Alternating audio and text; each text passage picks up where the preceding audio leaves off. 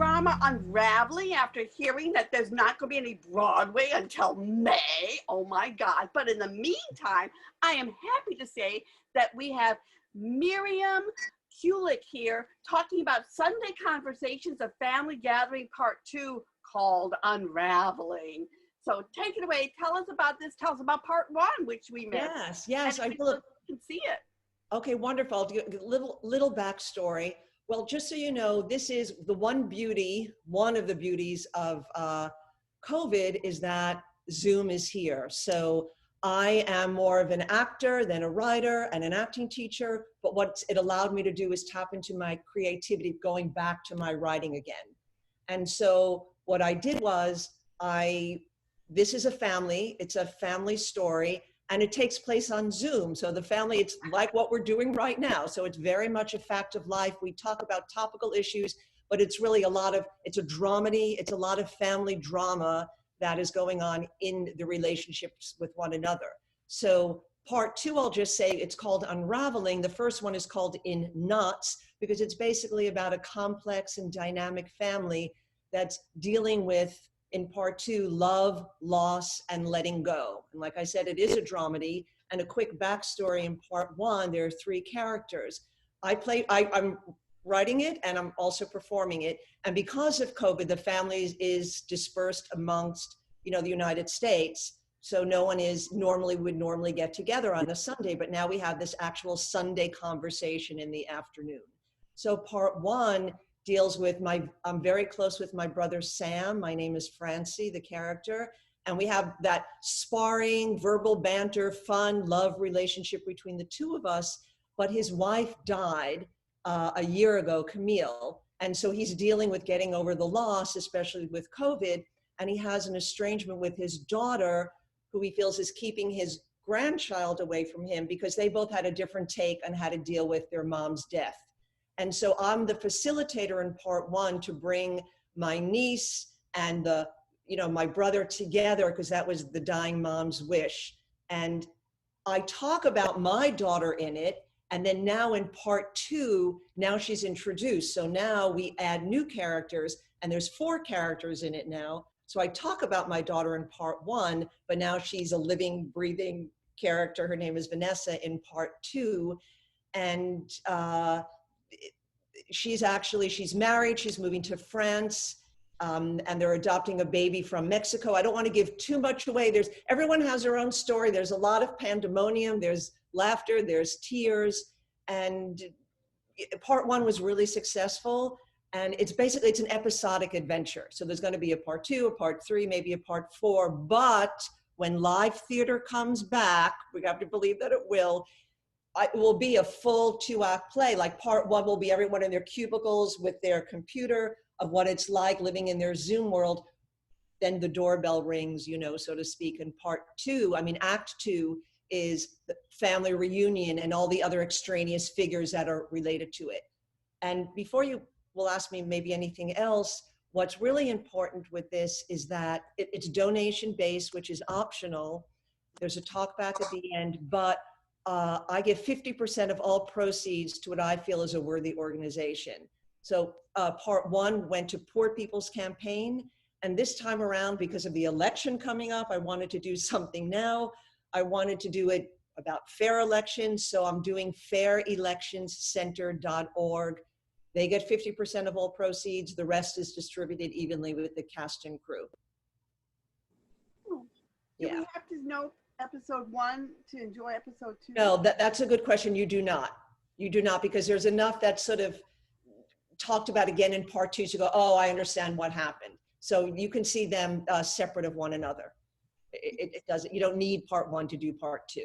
Is there still some way to see episode 1? Yes, I do. I can't, because of equity rules, post it publicly. But what I do, I have the YouTube link. So if anyone contacts me, I can personally send it to you, and a number of people have. You're just not legally, with equity rules, you can't post it publicly. You only have 4 days from after it goes up. But I have Part 1. That's a link. Oh, I thought equity was only for... Oh, it is. It's for plays, and this is a play. It's a play, and it's a different play, because I tried like a theatrical, everyone has their own take, an actual theatrical play on Zoom that has its own challenges. I mean, we use props, we do, it feels, it's a reading, but it's very high-end reading, so, but this is, Zoom theater, it's like a different thing now. It's a different medium, I think, especially in a Zoom conference call. Yeah. How do you deal with, the 20-second delay and all that too? You got a really good tech guy. We have a really good tech guy. If everyone's computer and everything works, and then you either have to improv a little bit if need be. Everyone has their script, they're looking at it, but the audience doesn't know that. And I just want to let people know that when this airs, I'm going to put a plug in. It's actually tonight. So when this airs, it's tonight, October 24th. You have to RSP my my Gmail address so I can send you the Zoom link. But after it's live, because I know Equity gives you 4 days, so you could still see it for 4 days, and you can get the YouTube link for 4 days. Right, but I have in my archives, I have the YouTube link. I have that in my computer. So, privately after the 4 days, I'm still sending people part 1 right now. But yes, when it goes up, October 24th at 7, whatever time, for everyone to know this, whatever time your show goes up, the clock starts ticking. And as soon as you open your mouth and it starts, when the doors open, so to speak, and you get 4 days, and then you better take it off, publicly, Facebook, social media, however you have it. I know between them and SAG, they're working on certain issues. They're working on trying to make it more copacetic. Yeah. You're absolutely right, and it's turning into a very interesting medium of its own, the Zoom thing, as one would expect. I mean, we have these problems that come upon us, and people are working around them, and some very creative things come out that way. Very. Absolutely, absolutely. I find having a Zoom format makes it easier. I've done a piece on Zoom, something that I wrote quite a number of years ago for short plays for 2 actresses. And that was very theatrical and a lot of movement and props. I mean, we still use props in the Zoom, but that, is a whole, you have to really know what you're doing. You got to really work on that to make sure that it works. So I took away a lot of that. This is just, having it on Zoom and each family and you just sort of follow the craziness of the family and see what happens. Well, I very much like the idea that you're planning on putting the whole thing up at once. Yeah, I think that's great. I have a play that, is going to be on stage someday, we hope. And exactly the same thing, part of it now and, as we go. Is there anybody in the family that's the host, and does that family member control anything in the meetings? Well, interesting you say that. In part 1, more my character does, and actually she's kind of having her own meltdown in part 2. So normally she's the facilitator, she's the host, and it's always her. The first one, yes, it's usually Francie, my character, who's the glue, the connector that brings people together. And she does that in part 1, but part 2, because I'm in my own personal, hell, so to speak, my brother kind of takes over and he initiates the Zoom and he's kind of coaxing me to come on, and I don't even want to come on Zoom, but I have to get my act together. So it's usually me, who is the instigator and the Zoom. So the characters are really based on your family, and when you say my brother comes in and he controls the Zoom, that means the character who's based on your brother. This is all fictitious, It's not my real family. So I hope I didn't set anyone astray. I do not have a brother in real life. It's just, it's all made up characters. So it's my brother and me will always be in it. And then, his daughter, my daughter, then her wife at some point, then you could always add, sort of cut and paste and add different people, but you have sort of some of the same central characters. It's kind of sort of TV episodic, has a feel of that, because then some people that I'm possibly talking about in part 2, and there's always a little cliffhanger at the end, not a major, but it's not all wrapped up in a neat little bow to go, oh, I wonder what's going to happen next. And then you introduce something new. And I'm learning as I'm doing, what's strong, what works. So I'm figuring it out. But we're getting very good response. Yeah. How often do you when was episode 1 and when will episode 3 be? Is it like once a month at the end of the month? Look forward to it? I was initially trying to do that. That's way too much work. Part 1 was in mid-August. And so now part 2, you know, basically 2 months later, I'm going to give more time because there's other projects I'm doing, and it's going to be in the spring part 3. But, you know, it's not like every 2 months. It's not a set thing, but trying to do it every, you know, 3 months or so, something like So that. it's seasonal. I mean, the first was summer, now it's fall, then it's going to be in spring, and the next, well, winter. No, I don't know if it could be winter. You know, you're right.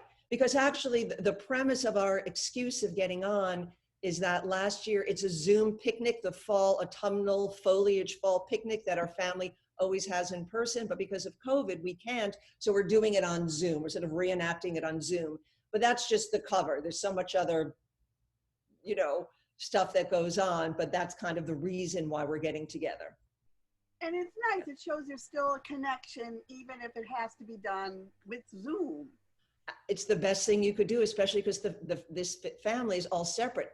Sam's daughter lives in San Francisco. My daughter is moving to France, no less, you know, but she's in, my character's in Indianapolis. Sam is in New York City, you know, dealing especially with the COVID when it first came out, and it was during George Floyd. And so there was a lot of talk about that in part 1. And, you know, it's kind of a little bit of topical of today, but not that much, but a little bit. I always throw something in. Yeah. The election, without doing too much about it. Now we have 2 scary things coming up, Halloween and the election. I know. I wanted to do this before the election. Just, you know, I know I won't talk politics, but if I didn't get my way, I don't think, you know, I would be hiding in a closet. So I was like, let me get this out before the election while people's spirits are, you know, coasting, so to speak. Yeah. Well, I'm looking forward to seeing this. I'm excited. And thank you so much for having me today. Yeah. It's nice to know that creative juices are still flowing. Absolutely. Thank you. Thank you. You're welcome. And now it is October, which is Breast Cancer Awareness Month. Yes. So we have got Leslie DiLeo here, who you know is our co-host, and she survived it. Yay! And now we've got Valerie David, who has survived it 3 times, and she has put together this incredible play called The Pink Hulk, which has literally gone all over the world. In fact, when did you first write this?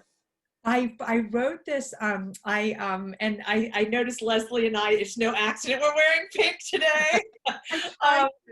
Yes, exactly. And I love purple. So thank you for having me on this.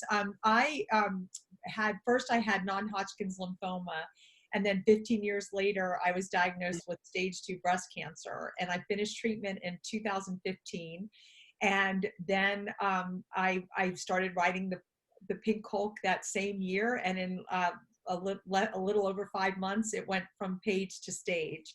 And it's called The Pink Hulk, One Woman's Journey to Find the Superhero Within. And it was a full production in 2016. And then a crazy thing happened where the Pink Hulk changed. My story changed in 2018 when I was part of the Come Inside Sex and Culture Festival, Cancer Sexy, in Portland, Oregon. I was going into a tech rehearsal the day that my show was opening that night in Portland, and I received a call that I was diagnosed with stage 4 metastatic breast cancer that spread to my bones. And being the Pink Hulk, I did not let that stop me. I performed that night, and I finished the run, and I kept performing, and I started treatment, oral medications, and 5 months later, I received the scans, and the medicine worked, and there's no evidence of disease, no trace of the cancer. So fantastic. Yeah, thank you, Leslie. And I'm very grateful. So the Pink Hulk changed the story, and Eva's seen each incarnation. It's changed 3 times. First, having just the 2 cancers, and then I changed it again where I told the audience and wore this cape that you see behind me to say, I have cancer again, and I'm going to reactivate the superhero within, and I'm going to fight this cancer like I did the 2 times before. The Pink Hulk exists. The Pink Hulk persists. Stay tuned. And then after I introduced that ending, 10 days later, I found out that the cancer, no trace of it. So then I had to change the ending again. Wow. So let there be no more endings. And so beginnings. yeah, only good beginnings. And so then I changed it again. So with Breast Cancer Awareness Month being this month, I'm still performing virtually. Richard Skipper, who you had, and thank you for the shout out. Richard Skipper Celebrates hosted it for the Ludlow Fringe out of the UK, and I've been with the Reykjavik Fringe. I just did San Francisco Marsh Stream. I've been working with Gilda's Club even through this pandemic, and I know it's been hard times. The Pink Hulk has not stopped. I've been actually more busy than I've ever been, and I know we're going through hard times, but I want the Pink Hulk to be out there to say, we have hope. And the last line of the third ending of the Pink Hulk says, never, ever give up hope. And that's the message. For you. And, you know, That's beautiful, beautiful. So brave. So Thank brave. I'm so happy for you. Thank you, Bina. And then October 20th, this Tuesday, I'm launching a new Pink Hulk Forum, which is a talkback series. And I have a wonderful panel that what's called Self-Care, Cancer, and COVID, Empowering Wellness Tools and Resources. And it's my first foray in being a moderator with a panel, and won't be performing the Pink Hulk. This is strictly to help people, whether they have cancer or not, get through these hard times. And it's going to be held on Zoom. So if you would like, I would happy to send the information. Yeah, do. Please I do. definitely would, yes. Yeah, it'd be great. Airing October 24th, so will it be able to be seen after October 20th? I'm hoping yes. I have to just make sure it was okay to record with my panelists, and just this Friday, I was the keynote speaker for Breast Friends in Oregon for their Women Warrior Wellness Conference. And that was the organization that I was raising money for when I got diagnosed in 2018. So it came full circle that they started this Warrior Wellness Conference where I was their keynote speaker on Friday. And it was such an honor. And I've been doing workshops with Gilda's Club, and I'm part of Solo Arts Heals, which is a new group of a coalition of solo show artists that are helping people get over adversities. There's different topics that we talk about: caregiving, cancer, domestic abuse, all kinds of topics, brain thinking process that someone is also talking about retraining their brain for what they had. So it's a wonderful organization that has so many different, smoke addiction, it's like all these, it's 9 artists talking about solo shows that are helping people with all kinds of inspiration. So and Valerie, I've seen some of those shows. I've reviewed them, a couple of them, at least 3 or 4 of them, and it's a great. I looked at the web page. It's a great collaboration of people. It's a great group for you to belong to, and you are right in like a powerhouse presentation. So that's terrific. Thank you. And then Leslie, when were you diagnosed? What was your? I was diagnosed in 2017, just from finding a lump myself. And so I went, and it turned out to be early stage 1. And so I had a lumpectomy, and then I had to have I didn't have to have the chemo, but the doctors were really on the fence. So they kind of left it up to me, which was a very frustrating part of my story. And then I had to have, they make you have the radiation. So I had to have that. So I was very lucky, really. And I had the best support from my friends and my family that anybody could imagine. But I have to say, if this had happened during COVID, I would have felt so isolated, because just being able to go out to dinner and be with my friends and feel normal was so important. And it would have been terrible to be isolated. Yes. And on top of that, we're not, I'm not sure if this is the case with you, Leslie, but I'm not allowed to bring any extra people with me to my appointments because of COVID. So I always have friends go with me, and I go to the doctor frequently to get checked, and we're not allowed to have anyone with us. And that's really, that's been a challenge, because I like you, I've been lucky. You know, Eva's been with me through the beginning of everything, and you know, to having that love and support of your friends and family with you, even at the doctor. So I totally understand, and I'm so happy for you. And we are Thank you. warriors, and we're all warriors with what's going on with the pandemic, and that's what we're talking about on Tuesday, is how that the cancer and COVID, how that's coexisting in this world. Very And, much. so we're all warriors. Everyone on this Zoom high drama call is a conference call, is we're all warriors. We're all warriors in a global effort to make sure that we stay healthy and help those with COVID, as well as help ourselves not get COVID. So, That's so true. so it's, Listen, I have a question for you. Have you noticed, or what can you tell us about the response of people who have seen the show, people who have had cancer, and then people who have not had cancer? yes, well, it's been amazing.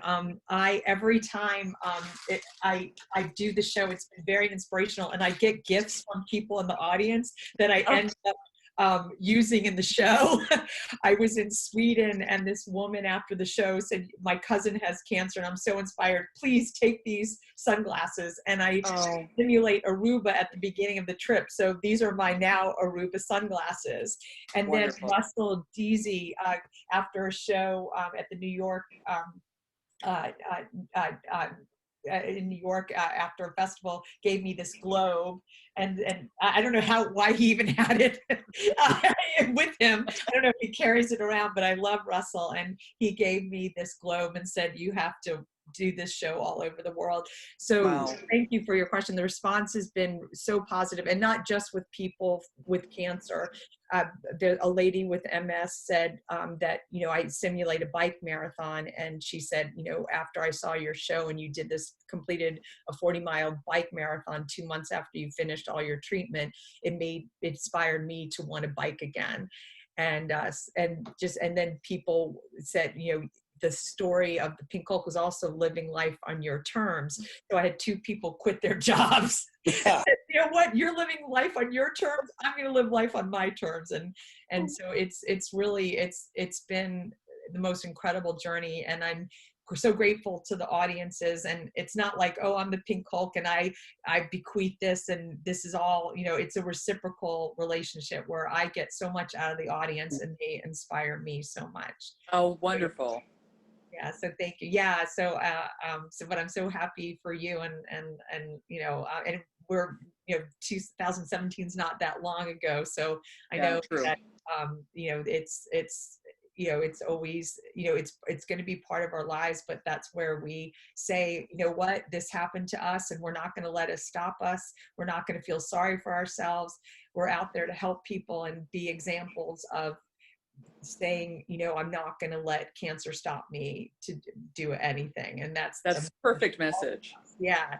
And that's all of us right now. You know, yeah, you have this most incredible dynamic optimism and courage and hope and such an inspiration. And I'm so glad that I'm watching you saying all these. Thank you. All of you inspire me. You know, I even though I haven't met everyone, I know of everyone, and all of you are an inspiration to me, and I'm happy to see friends that. So creative.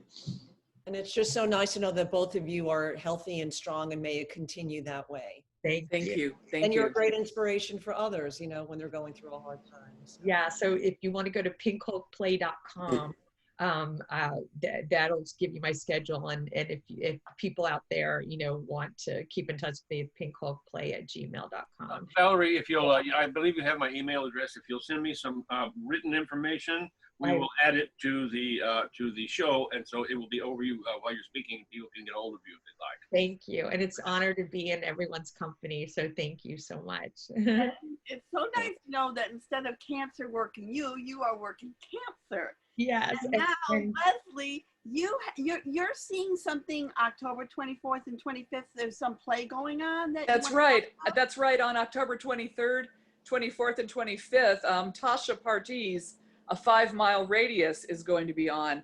And it's a play that takes place on the 4th of July weekend. It's how to describe the plot. It's about a social media person, a photographer who sees an incident happen in her neighborhood that's very controversial. A young boy gets shot. And so the conflict is whether or not to post a picture of this incident and about what happens in the neighborhood and secrets that are revealed. So it's really a very timely story about a lot of the controversies that all of us are facing right now. So I'm really looking forward to it. It should be really good.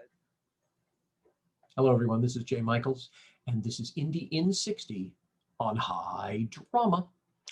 Now, you may have heard that the Broadway League has announced that theater will not return until May of 2021. You may have also heard that the British Minister of Health has asked its artistic subjects to please find a new trade. Well, keeping it Britishly, we say bollocks. They just don't understand the resilience of the independent artist. The Fresh Fruit Festival has taken their acclaimed New Plays Festival and made it a new film festival, currently running online with the works of some of New York's most acclaimed playwrights. Stand-up comics Mike Handelman, Hunter West, and Isaiah Mueller have taken their horror-themed stand-up routine and turned it into a horror-themed TV show. The comic stand-up Mystery Mansion is currently having 6 episodes run well on YouTube. Infinite Variety Productions has taken Ashley Edelman's award-winning play In Her Footsteps and turned it into an audio drama and accompanied it by online lectures and talkbacks. Jan Ewing's book, Ewing Reviewing, is going virtual with virtual events online. The first one is a book inaugural this Thursday, October 22nd in Yonkers, virtually. Broadway veteran Thor Fields is currently leading Led Blimpie, a premier Led Zeppelin tribute band, in concerts across the country. Socially distant, of course, and ripple effect artists is everywhere. They have radio dramas happening on WPKN and a new film with a decidedly dystopian future currently appearing in film festivals. Board member Jessica Jennings' video dance spectacular, Arise, is currently online, tripping the light fantastic, and their artistic director, Jesse Fahey, has books on theater available to enrich your lives. Next time, a timely warning on stage in 6 languages. This is Jay Michaels for Indie in 60 on High Drama.